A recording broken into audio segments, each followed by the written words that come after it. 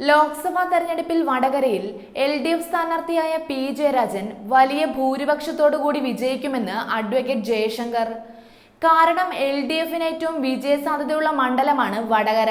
കണ്ണൂർ ജില്ലയിലെ 2 മണ്ഡലമായ തലശ്ശേരിയും കൂത്തുപറമ്പും കോഴിക്കോട് ജില്ലയുടെ വടക്കൻ ഭാഗത്തുള്ള 5 മണ്ഡലങ്ങളും ഉൾപ്പെടുന്നതാണ് വടകര ലോക്സഭാ മണ്ഡലം. കണ്ണൂർ ജില്ലയിലെ 2 മണ്ഡലങ്ങൾ LDFനെ പിന്തുണയ്ക്കുമ്പോൾ കോഴിക്കോട് ജില്ലയിലെ മണ്ഡലങ്ങൾ കോൺഗ്രസിനെയും പിന്തുണയ്ക്കുന്നു. അതുകൊണ്ട് തന്നെ കഴിഞ്ഞ 2 തവണയും മുല്ലപ്പള്ളി രാമചന്ദ്രനാണ് വടകരയിൽ വിജയിച്ചത്. മാത്രമല്ല ജനതാദളാണ് ഇവിടെ സ്ഥിരമായി മത്സരിക്കുന്നത്. LDFന് പ്രാമുഖ്യമുള്ള പ്രദേശമായ വടകരയിൽ BJP സ്ഥാനാർത്ഥി ആരാണെന്നോ കോൺഗ്രസ് സ്ഥാനാർത്ഥി ആരാണെന്നോ വ്യക്തമല്ല. കോൺഗ്രസിന്റെയും BJPയുടെയും പ്രവർത്തനങ്ങൾ സജീവമല്ലാത്ത മണ്ഡലമാണ് വടകര. അതുകൊണ്ട് തന്നെ വടകരയിൽ പി ജയരാജന് അനായാസം വിജയിക്കുവാൻ സാധിക്കും. കഴിഞ്ഞ തവണ മുല്ലപ്പള്ളി രാമചന്ദ്രൻ വടകരയിൽ വിജയിച്ചപ്പോൾ എതിർ സ്ഥാനാർത്ഥിയായ LDFന്റെ ഷംസീർ പരാജയപ്പെട്ടു. ഇത് CPM നടത്തിവന്ന അക്രമ രാഷ്ട്രീയത്തിന്റെ വിപരീത ഫലമായിരുന്നു. TP ചന്ദ്രശേഖരന്റെ വധത്തെ തുടർന്ന് ജനങ്ങളിൽ CPMനോടുണ്ടായ വിപരീത വികാരമാണ് ഷംസീറിനെ തോൽപ്പിച്ചതും മുല്ലപ്പള്ളിയെ ജയിപ്പിച്ചതെന്നും അഡ്വക്കേറ്റ് ജയശങ്കർ പറയുന്നു.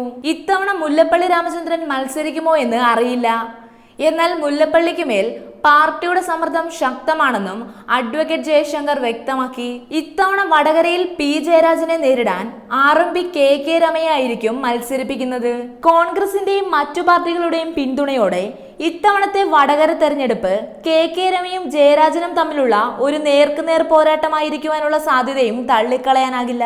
മാത്രമല്ല MP വീരേന്ദ്രകുമാറിന്റെ പാർട്ടി തിരിച്ച് LDFിലേക്ക് വന്നത് LDFന് വിജയസാധ്യത കൂട്ടുമെന്നാണ് നിഗമനം. എന്തുകൊണ്ടും ഇത്തവണ വടകരയിൽ ശക്തമായ മത്സരമായിരിക്കും നടക്കാൻ പോകുന്നത്. എന്നാൽ CPM നടത്തിവന്ന രാഷ്ട്രീയ കൊലപാതകങ്ങൾ തെരഞ്ഞെടുപ്പിൽ പാർട്ടിക്ക് തിരിച്ചടിയാകുമോ എന്ന ആശങ്കയും LDFനുണ്ട്. LDFന്റെ കരുത്തനായ നേതാവായ പി ജയരാജനെ പോലൊരാൾ മത്സരിക്കുമ്പോൾ അദ്ദേഹത്തിന്റെ വിജയം ഉറപ്പാക്കേണ്ടത് CPMന്റെയും LDFന്റെയും ഉത്തരവാദിത്തമാണെന്നും അതേസമയം ജയരാജനെ പരാജയപ്പെടുത്തേണ്ടത് UDFന്റെയും മറ്റെല്ലാ പാർട്ടികളുടെയും ഒരു ആവേശമായി മാറിയിരിക്കുകയാണെന്നും അഡ്വക്കേറ്റ് ജയശങ്കർ വ്യക്തമാക്കി.